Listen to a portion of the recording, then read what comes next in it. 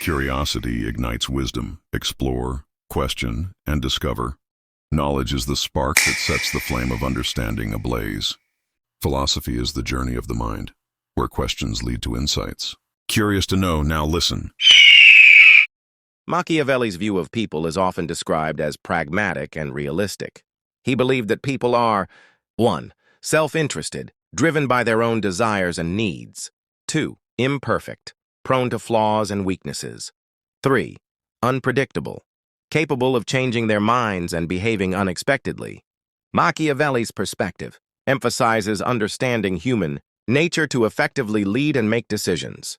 He saw people as complex and multifaceted, requiring leaders to be adaptable and strategic in their approach. Machiavelli's view of human nature is complex and multifaceted. He believed that people are 1. Driven by self-interest and ambition. 2. Prone to emotions like fear, love, and hatred. 3. Influenced by their environment and circumstances. 4. Capable of both good and evil. 5. Often ungrateful, selfish, and deceitful. This perspective led Machiavelli to conclude that effective leaders must 1. Understand human motivations and behavior. 2. Be pragmatic and adaptable. 3. Make tough decisions even if unpopular. 4. Balance fear and love to maintain power. Machiavelli's insights into human nature remain influential in understanding politics, leadership, and human behavior. Machiavelli's view of human nature is complex. He believed people are driven by self-interest, emotions, and circumstances. They can be good or evil and often selfish. Effective leaders must understand human behavior, be pragmatic, make tough decisions, and balance fear and love. This perspective remains influential in understanding politics and leadership.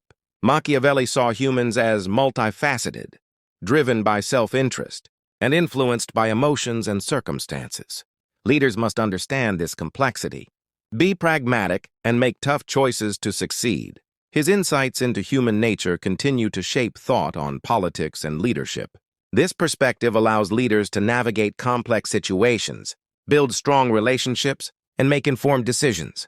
By understanding human motivations and behavior, leaders can build trust and loyalty, manage conflicts effectively, make strategic decisions that balance competing interests. Machiavelli's ideas continue to influence thought on leadership, politics, and human behavior, providing valuable insights for effective decision-making.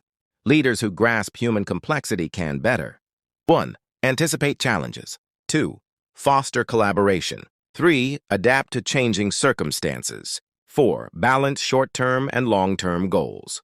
Machiavelli's insights remain relevant, offering practical guidance for leaders to navigate intricate situations and achieve success. Leaders who understand human complexity can 1. Anticipate challenges by recognizing potential conflicts and motivations. 2. Foster collaboration by understanding diverse perspectives. 3. Adapt to changing circumstances by grasping human dynamics. 4. Balance short-term and long-term goals by considering human factors. Machiavelli's insights offer valuable guidance for leaders to navigate complex situations and achieve success. Certainly, here are a few brief stories that reflect human behavior through a Machiavellian lens focused on power, manipulation, ambition, and self-interest. 1. The promotion. A junior executive befriended his manager, always agreeing with her ideas and offering compliments. Behind the scenes, he subtly undermined his closest competitor, pointing out minor mistakes in private emails to higher-ups. When the promotion came, he smiled humbly, knowing his rival never saw it coming. 2. The generous gift. A politician donated a large sum to a local charity just weeks before an election. The headlines praised his generosity and the public applauded. Few noticed the cameras he brought with him, or the fact that the charity's director soon appeared in his campaign ads. 3. The king's advisor. The king trusted his advisor more than anyone. What the king didn't see was how the advisor kept his position by playing court factions against each other, whispering carefully chosen truths to each side to fuel their suspicions. The advisor never lied. He just ensured the truth served him best. 4. The reunion. At a 10-year school reunion, an entrepreneur praised an old classmate's success. But beneath the compliments, he probed for weaknesses. who their investors were, where they were expanding. Weeks later, his company launched a competing product in the same market. 5. The silent heir. While others scrambled for power after the patriarch fell ill, one son stayed quiet, offering support to all sides and never appearing ambitious. When the family fractured, they turned to him as the only stable figure. He accepted the role with modesty, though he had planned for it all along. If you enjoyed this, please like, subscribe, and share with others. Here are historical stories of human behavior that align with Machiavellian principles, each revealing calculated ambition, manipulation, or political cunning. 1. Cesare Borgia and the Ruthless Peace. Cesare Borgia, son of Pope Alexander VI, hired a brutal enforcer, Ramiro de Orco, to pacify a rebellious province with fear. Once order was restored, Borgia had the enforcer publicly executed to win the people's favor. He removed the tool of cruelty to appear merciful. Machiavelli admired this calculated move. 2. Henry VII and the Power of Silence. After winning the English crown at Bosworth, Henry VII avoided mass executions of former enemies. Instead, he married Elizabeth of York to unite factions, kept potential rivals close at court, and used financial bonds to control them. His rule was one of quiet domination, not open terror. 3. Catherine de' Medici and the Marriage Trap. To strengthen her political control, Catherine de' Medici arranged the marriage of her daughter to Henry of Navarre, a Protestant. The wedding led to the St. Bartholomew's Day massacre, when thousands of Protestants were killed.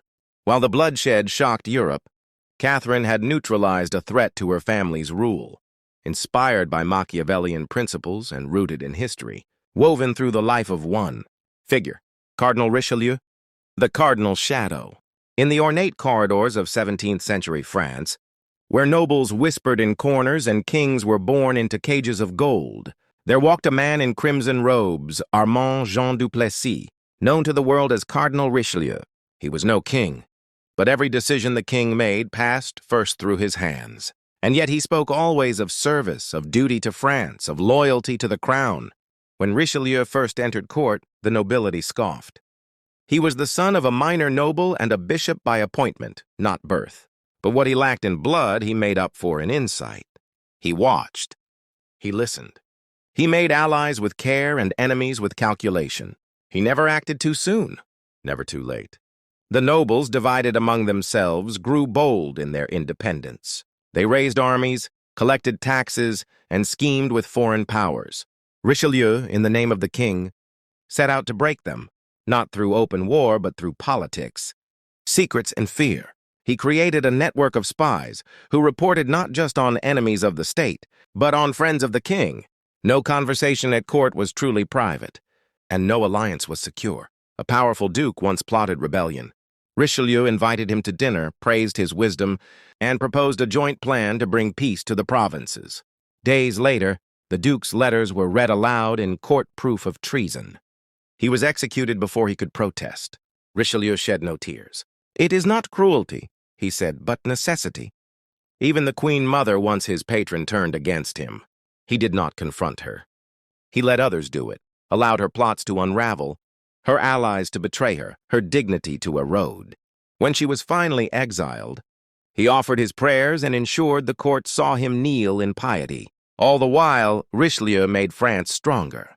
He subdued the nobles, crushed the Protestant strongholds, and entered wars that expanded French influence. The people grumbled, the court feared him, and the king trusted him absolutely. He built institutions, not just victories, structures of control that would outlive his fragile, asthmatic body. When he died, his enemies rejoiced, but they were wrong to celebrate. The machinery he built remained. France was now a state, not a court of bickering princes. He had served the crown, but it was his shadow that lingered over it. Crafted in the spirit of Machiavelli's understanding of power, deception, and calculated rule. This time, it follows Cesare Borgia, the man Machiavelli admired most in The Prince. The smile of Cesare. Cesare Borgia smiled like a prince, but ruled like a predator. Born the illegitimate son of Pope Alexander VI, he was no ordinary man of the church. He shed the robes of a cardinal for the armor of a warlord, carving out a state in the Romagna region of Italy through violence and fear, but always with purpose.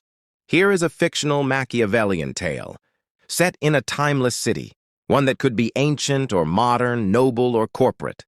The character is original, but his methods are unmistakably drawn from the prince, the minister of the quiet knife. They called him Valerio the Loyal.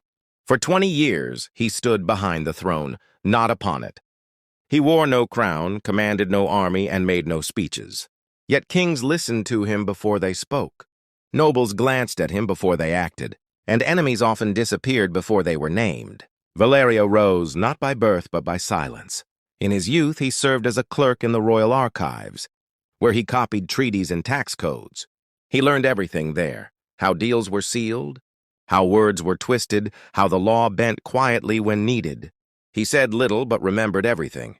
When the kingdom fell into chaos after a famine, Valerio approached the new king with a simple plan: reduce the grain hoarders by decree, offer loans to the poor through crown-backed lenders, and accuse a popular noble of conspiracy to distract the crowd. The plan worked. The people cheered. The noble vanished. The king asked for more. Over time, Valerio became indispensable. He promoted competent generals, replaced corrupt judges, and leaked just enough scandal to keep rivals unsure of one another. He always acted in the name of the king, but the king slowly became dependent, unable to rule without him.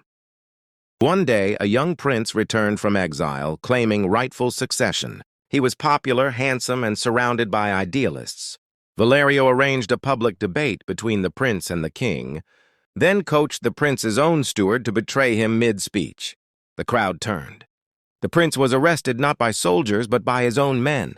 Valerio had a rule: never strike the enemy directly. Strike their shadow, their friends, their cause, until the people beg for order, and thank you for the blood spilled. He wore the same gray robes each day, declined titles, and walked to court without guards. People said he lived in a modest home with no servants. The truth? His home had tunnels. His papers never left fireproof safes. His servants could not speak. When he died, it was not of betrayal or rebellion. It was of age quietly in his chair. His final words were written, not spoken. Power held openly invites envy. Power held invisibly endures. No statues were built for Valerio, but the city never forgot him.